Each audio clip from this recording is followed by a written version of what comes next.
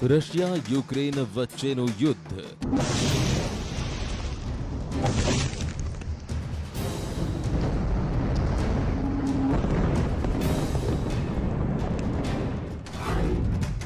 અંતરિક્ષમાં મચાવશે તબાહી.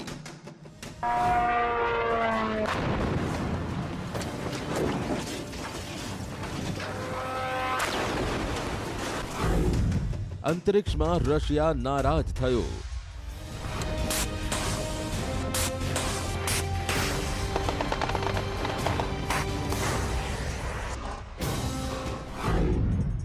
કે space સ્ટેશનમાંથી Russia અલગ પડ્યો.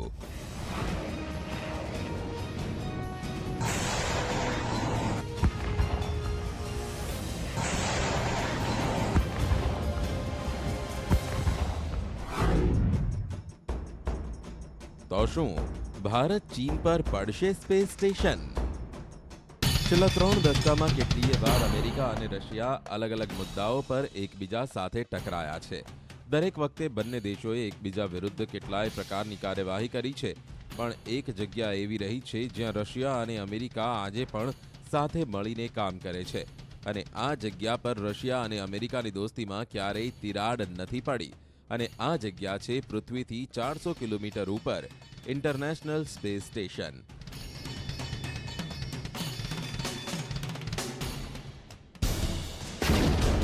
પણ 24 ફેબ્રુઆરી 2022ના રોજ જેવો રશિયાએ યુક્રેન પર હુમલો કર્યો, તે સવાલ પૂછાવા લાગ્યો કે શું અંતરિક્ષમાં રશિયા અને અમેરિકાના સહયોગના દિવસો પૂરા થઈ ગયા છે? શું રશિયા ઇન્ટરનેશનલ સ્પેસ સ્ટેશન સાથે પોતાના સંબંધો તોડી નાખશે? જ્યારે આ યુદ્ધ શરૂ થયું અને અમેરિકા તથા તેના સહયોગી દેશોએ ધડાધડ રશિયા પર પ્રતિબંધ લગાવવાના શરૂ કરી દીધા, તો એક દિવસ અચાનક રશિયાની અંતરિક્ષ એજન્સીના પ્રમુખ દિમિત્રી રોગોઝિનનું એક નિવેદન આવ્યું, જેમાં તેમણે અમેરિકા તરફ ઇશારો કરતા કહ્યું કે જો તમે અમારી સાથે સહયોગ બંધ કરી દેશો તો આંતરરાષ્ટ્રીય સ્પેસ સ્ટેશનના અંતરિક્ષમાં તરતા કાટમાળથી કોણ બચાવશે, અને તેને અમેરિકા કે પછી યુરોપ પર પડતું કોણ બચાવશે? એક વિકલ્પ તે પણ છે કે 5 લાખ કિલોગ્રામ વજનવાળા આ સ્ટેશનને ભારત કે ચીન પર પડવા દેવામાં આવે. શું તમે આ દેશોને ડરાવવા માંગશો? ISS રશિયાની ઉપરથી નથી ઉડતું, માટે બધું જોખમ તમારા પર છે. રશિયાની અંતરિક્ષ એજન્સી રોસ્કોસ્મોસના ચીફે આ વાત એટલા માટે કહી હતી કેમ કે આંતરરાષ્ટ્રીય સ્પેસ સ્ટેશનની મૂવમેન્ટ રશિયા પર નિર્ભર છે. સ્પેસ સ્ટેશનમાં ડોક થયો. રશિયાનું સોયુઝ એરક્રાફ્ટ સ્પેસ સ્ટેશનને બૂટ કરે છે. જો સ્પેસ સ્ટેશનને બૂટ ના કરવામાં આવે તો તે સીધું પૃથ્વી પર પડશે. જો એક ફૂટબોલના મેદાન જેટલું અને 5 લાખ કિલોગ્રામ વજનવાળું ઇન્ટરનેશનલ સ્પેસ સ્ટેશન ભારત કે ચીન જેવા દેશો પર પડશે તો ભારે તબાહી મચાવી શકે છે.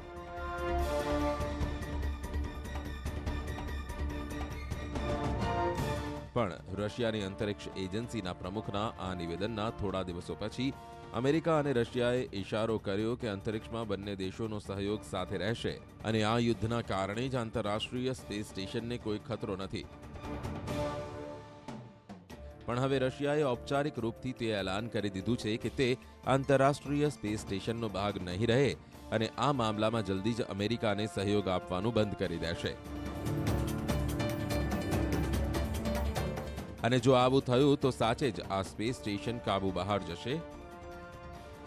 શું આ સ્પેસ સ્ટેશન પર હાજર અંતરિક્ષ યાત્રીઓના જીવ જોખમમાં આવી જશે? શું અંતરિક્ષમાં તરતો કાટમાળ એક ઝટકામાં ISSને બરબાદ કરી દેશે? અને શું સ્પેસ સ્ટેશન સાચે જ ભારત અને ચીન જેવા દેશો પર પડી ભારે તબાહી મચાવશે? આ સવાલોના જવાબ જાણવા માટે તમારે 53 વર્ષ પાછળ જવું પડશે.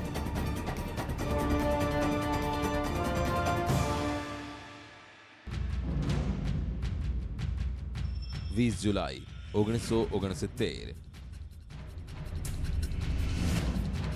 જગ્યા ચંદ્રની સપાટી.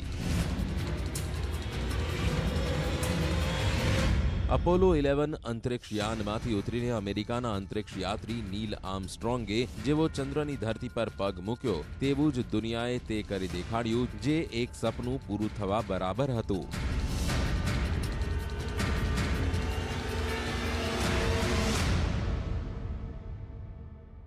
ચંદ્ર પર માણસોને ઉતારીને અમેરિકાએ ન માત્ર ઇતિહાસ રચ્યો પણ અંતરિક્ષની દોડમાં તેનાથી આગળ ચાલી રહેલા સોવિયત સંઘને પણ પડકાર ફેંકી દીધો. ત્યારબાદ વર્ષો સુધી અમેરિકા અંતરિક્ષની દોડમાં રશિયાથી આગળ રહ્યું. રશિયાએ પણ અંતરિક્ષમાં પોતાના કેટલાય મિશન મોકલ્યા, પણ ચંદ્ર પર માણસને ઉતારવાનું પોતાનું સપનું રશિયા ક્યારેય પૂરું ન કરી શક્યો.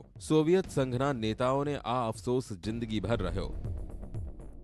અમેરિકા અંતરિક્ષમાં દર દિવસે નવો રેકોર્ડ બનાવતું રહ્યું અને રશિયા સાથે સાથે અંતરિક્ષ પર વર્ચસ્વ જમાવવાની આ જંગ દશકાઓ સુધી ચાલી. પણ પછી 1990માં સોવિયત સંઘનું વિભાજન થયું અને સ્પર્ધાની જગ્યાએ અમેરિકા અને રશિયાએ આ ક્ષેત્રમાં એકબીજા સાથે હાથ મિલાવવાનું શરૂ કર્યું.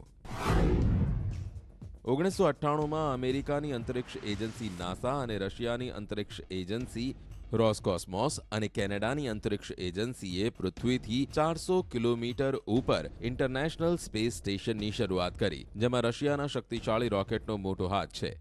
ઇન્ટરનેશનલ સ્પેસ સ્ટેશનના મોટા હિસ્સાને રશિયાના રોકેટની મદદથી જ અંતરિક્ષમાં મોકલવામાં આવ્યા છે. આજે પણ આઈએસએસ મુખ્ય બે ભાગમાં વહેંચાયેલું છે.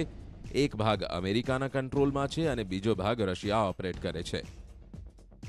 પણ વર્ષ 2011માં અમેરિકાની અંતરિક્ષ એજન્સીએ પોતાના રોકેટ્સ અને સ્પેસ શટલનો ઉપયોગ બંધ કરી દીધો અને સ્પેસ સ્ટેશનમાં અંતરિક્ષ યાત્રીઓને પહોંચાડવા માટે રશિયાના રોકેટ અને સ્પેસ શટલનો ઉપયોગ થવા માંડ્યો. રશિયા પર અમેરિકાની નિર્ભરતા એ હદ સુધી વધતી ગઈ કે જ્યારે અમેરિકાના અંતરિક્ષ યાત્રીઓને પૂછવામાં આવતું કે એસ્ટ્રોનોટ બનવા માટે શું ખૂબ જરૂરી છે, તો તેઓ મજાકમાં કહેતા હતા કે તે માટે રશિયન ભાષા જાણવી ખૂબ જ જરૂરી છે, કેમ કે 2011 પછી અંતરિક્ષ યાત્રીઓને ઇન્ટરનેશનલ સ્પેસ સ્ટેશન સુધી પહોંચાડવા માટે અમેરિકા પૂરી રીતે રશિયા પર નિર્ભર થઈ ગયું હતું. આજે પણ સ્થિતિમાં બહુ મોટો બદલાવ નથી આવ્યો.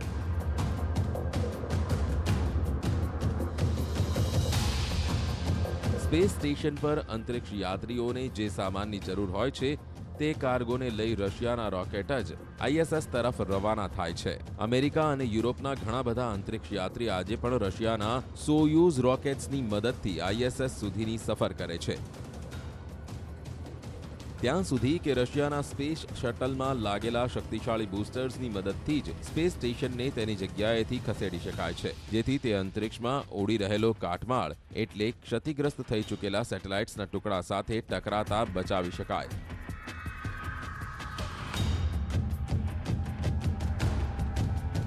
પણ 16 નવેમ્બર 2020ના રોજ જ્યારે દુનિયાની સૌથી અમીર વ્યક્તિ ઇલોન મસ્કની કંપની સ્પેસ એક્સે પોતાના ફાલ્કન રોકેટની મદદથી અમેરિકાના અંતરિક્ષ યાત્રીઓને આઈએસએસ પહોંચાડ્યા, તો અમેરિકાને લાગ્યું કે હવે રશિયા પર નિર્ભરતા ધીમે ધીમે ઓછી થઈ જશે. પણ સત્ય તે છે કે આજે પણ ઇન્ટરનેશનલ સ્પેસ સ્ટેશનને રશિયાની મદદ વિના ચલાવી શકાય તેમ નથી.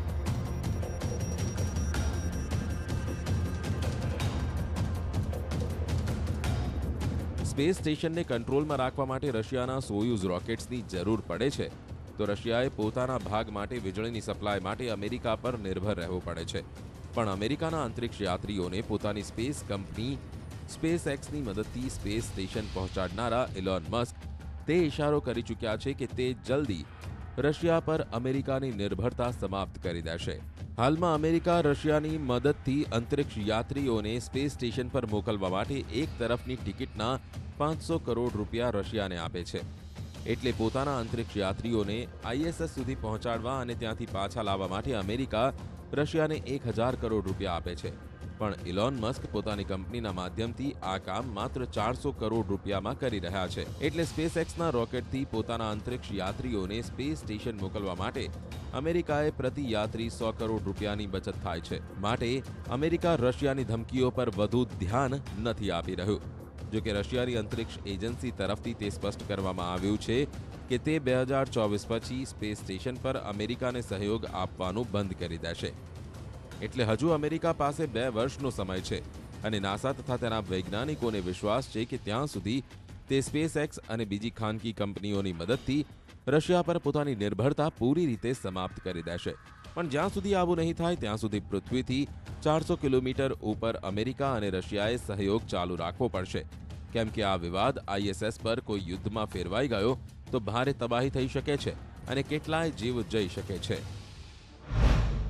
ચીનનું મિશન સ્પેસ વોર.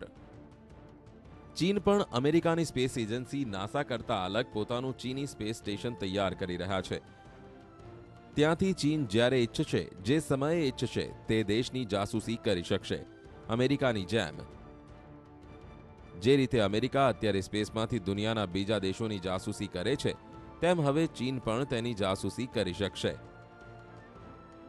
ચીને પોતાના સ્પેસ સ્ટેશન માટે 11 યોજનાઓ બનાવી છે, જેનાથી તે સ્પેસ સ્ટેશનના પાર્ટ્સને પહોંચાડશે. જ્યારે બનીને તૈયાર થઈ જશે ત્યારે તેનું નામ રાખવામાં આવશે ડ્યાંગ ડોગ દાની, એટલે સ્વર્ગ. જ્યાંથી તેના 3 એસ્ટ્રોનોટ 16 એપ્રિલે 183 દિવસની યાત્રા કરી પરત ફર્યા હતા. વર્ષ 2020માં ચીને ગુપચુપ રીતે આ એરબેઝ બનાવવાનું કામ શરૂ કર્યું. જાણકારોના કહેવા મુજબ ચીન પોતાના સિક્રેટ સ્પેસક્રાફ્ટના પ્રક્ષેપણ અને લેન્ડિંગ માટે તૈયાર કરી રહ્યું છે. ચીને પોતાના આ ગુપ્ત સ્થળે સ્પેસક્રાફ્ટ છુપાવવા માટે ડઝનથી વધુ ઇમારતો બનાવી લીધી. જાણકારોના કહેવા મુજબ તસવીરોમાં નજરે પડતી ઇમારતોને જોઈને લાગે કે આ ચીનનો સૈનિક અડ્ડો છે. આ સેટેલાઇટ તસવીરમાં જમણી બાજુ તમને એક રનવે નજરે પડતો હશે. આ રનવે 3 માઇલ લાંબો છે. જાણકારોના કહેવા મુજબ આ રનવે પરથી ચીન સેનાના અંતરિક્ષ વિમાન, ડ્રોન ઉડાન ભરી શકે છે. સંરક્ષણ નિષ્ણાંતો મુજબ ચીન સ્પેસ વોરફેર પ્રોગ્રામ હેઠળ આગામી 5 વર્ષ માટે કેટલીય મહત્વાકાંક્ષી યોજનાઓ બનાવી ચૂક્યું છે. ચીન દુનિયાના સૌથી મોટા સ્પેસ ટેલિસ્કોપ, સૌથી વજનદાર રોકેટ, સ્પેસ સ્ટેશનની બ્લ્યુપ્રિન્ટ તૈયાર કરી ચૂક્યું છે.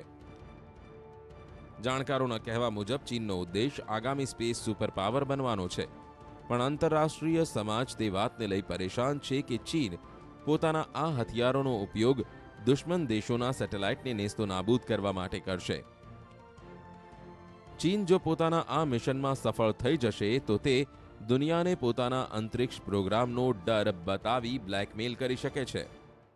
कई किस्म के युद्ध हैं, cyber war, biological war, militant के द्वारा युद्ध, आम युद्ध जो हथियारों के द्वारा, तोप टैंक्स के द्वारा लड़ा जाता है, और एक अब नया युद्ध जिसको कह रहे हैं अंतरिक्ष में युद्ध, जिसके लिए एक बहुत ही एडवांस टेक्नोलॉजी की जरूरत है.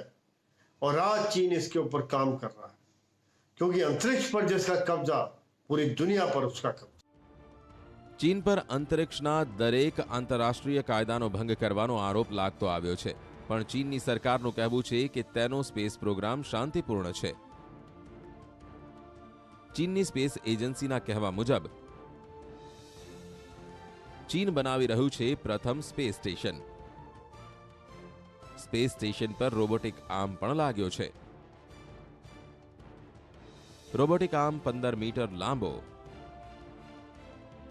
અમેરિકા આ રોબોટિક આર્મનો કરી ચૂક્યો છે વિરોધ. સેટેલાઇટ પકડવા માટે આ આર્મનો ઉપયોગ થઈ શકે છે. 50 વર્ષમાં ચીન 300 સેટેલાઇટ અંતરિક્ષમાં છોડી ચૂક્યું છે. 2018માં સૌથી વધુ સેટેલાઇટ છોડ્યા હતા. 2018માં ચીને 38 રોકેટ લોન્ચ કર્યા હતા. 2018માં અમેરિકામાં 34 અને રશિયાએ 20 રોકેટ લોન્ચ કર્યા હતા. અંતરિક્ષમાં હવે વર્ચસ્વની લડાઈ શરૂ થઈ ગઈ છે. અમેરિકા, રશિયા બાદ હવે ચીન પણ અંતરિક્ષમાં હરીફાઈમાં ઉતર્યું છે. રશિયા અને યુક્રેન વચ્ચે ચાલી રહેલા યુદ્ધ ટેન્કોના અસ્તિત્વ પર સવાલ ઊભા કર્યા છે. જે રીતે આ યુદ્ધમાં ટેન્ક તબાહ થઈ છે, તેનાથી તે સવાલ જરૂર ઊભો થાય છે કે એવું તો નહીં થાય ને કે આવનાર દિવસોમાં ટેન્ક યુદ્ધના મેદાનમાં જ ના જોવા મળે. આખરે કેમ ટેન્કોનું અસ્તિત્વ ખતરામાં છે? કેમ આ યુદ્ધ ટેન્કો પર ભારે પડી રહ્યું છે?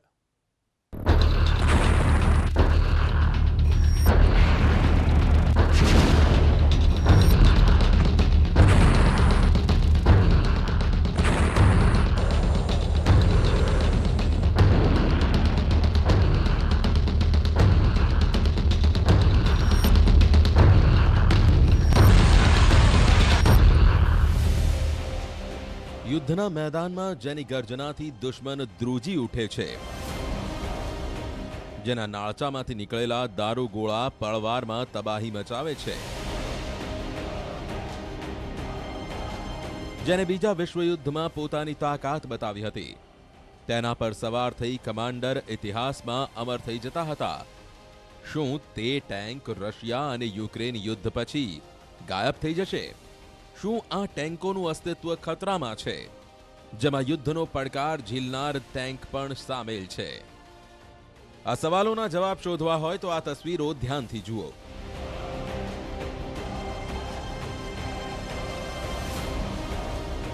આ એક તસવીર બતાવે છે કે કેવી રીતે રશિયા અને યુક્રેન વચ્ચે ચાલી રહેલા આ યુદ્ધમાં ટેન્ક તબાહ થયા છે. અને આવું એટલા માટે થયું છે કેમ કે યુદ્ધના ઇતિહાસમાં પહેલીવાર છે કે આટલી મોટી સંખ્યામાં એન્ટી ટેન્ક હથિયારોનો ઉપયોગ થયો. સૂત્રો મુજબ એકલા અમેરિકા પાસેથી જ યુક્રેનને અત્યાર સુધી 7,000 એન્ટી ટેન્ક જેવલિન મિસાઇલો મળી ચૂકી છે.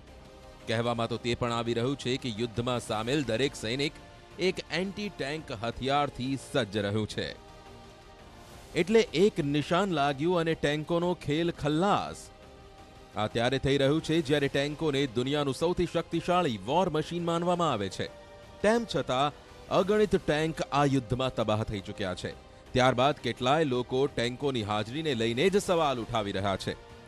અહીં તે સમજવું જરૂરી છે કે અલગ અલગ યુદ્ધમાં ટેન્કોની ભૂમિકા શું રહી છે. પ્રથમ વિશ્વયુદ્ધમાં ટેન્ક સોમ્મેના યુદ્ધમાં જોવા મળી, વધુ સફળ ન થઈ શકી. ગ્રાઉન્ડ બ્રેકિંગ રણનીતિ વિકસિત થઈ.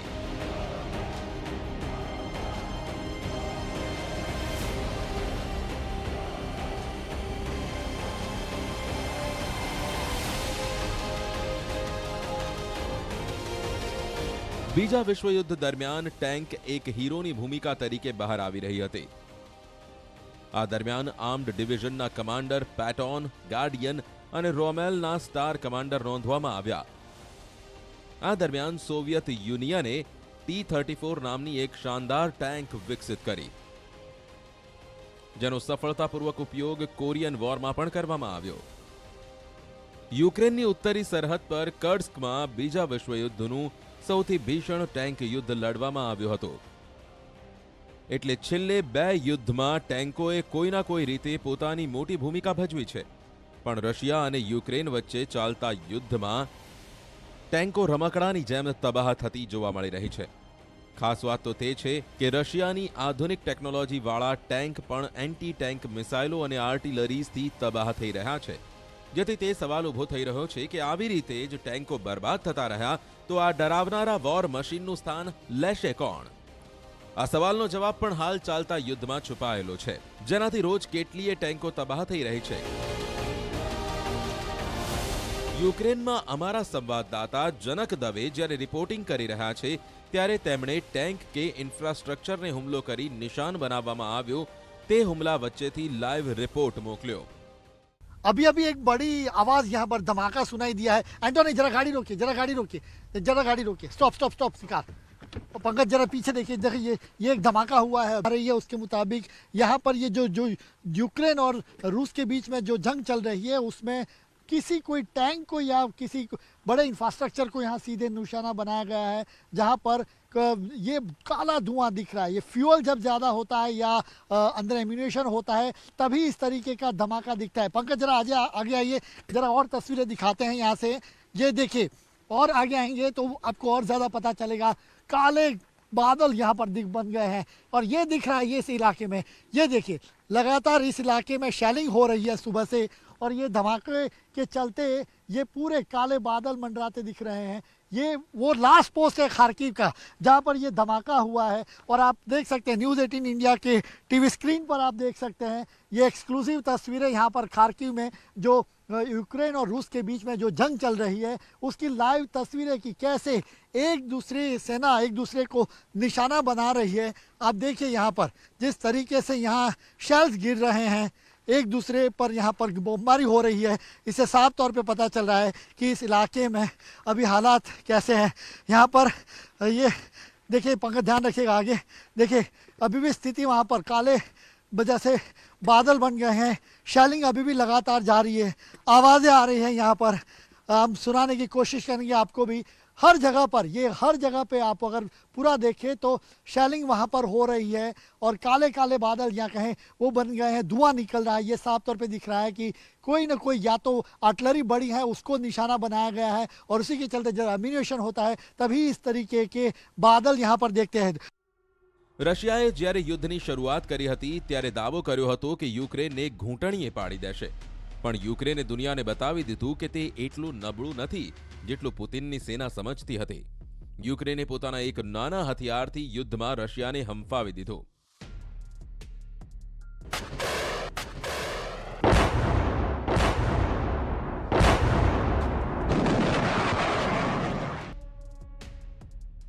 રશિયાની 1000 ટેન્કો ધ્વસ્ત કરનારું હથિયાર.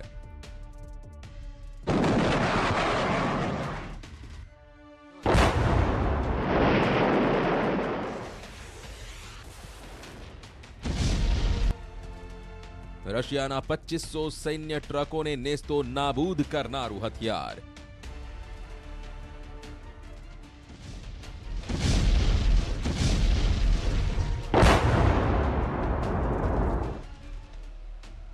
રશિયાના 345 ફાઇટર જેટ તોડી પાડનારું હથિયાર.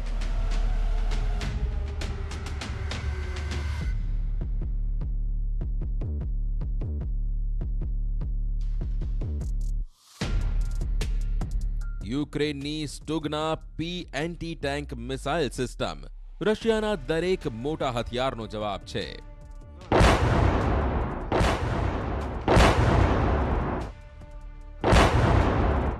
જુઓ, આ મેડમેક્સ સ્ટાઇલની નાની બગ્ગી પર Stugna P anti tank missile system mount છે, જેનાથી 130 મિલીમીટર કેલિબરની મિસાઇલથી રશિયાની ટેન્કોને ટાર્ગેટ કરવામાં આવ્યા અને થોડી સેકન્ડોમાં જ તેનો ખુરદો બોલી ગયો.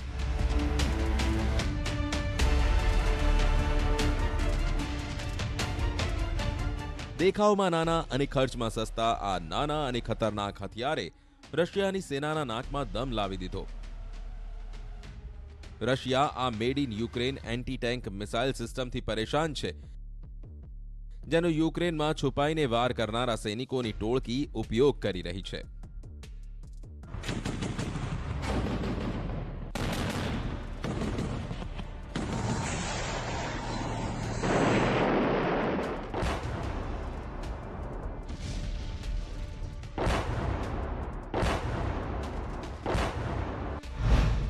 સ્ટુગના પી એન્ટી ટેન્ક મિસાઇલ સિસ્ટમને યુક્રેનની કંપની લૂચે ડિઝાઇન કરી છે, જેને યુક્રેનની સેનાએ આના બગ્ગીમાં માઉન્ટ કરી છે, જેના પરથી 130 કેલિબરની મિસાઇલ છોડી શકાય છે. 50 મીટરના અંતરેથી પણ રિમોટ કંટ્રોલથી તેનો ઉપયોગ કરી શકાય છે.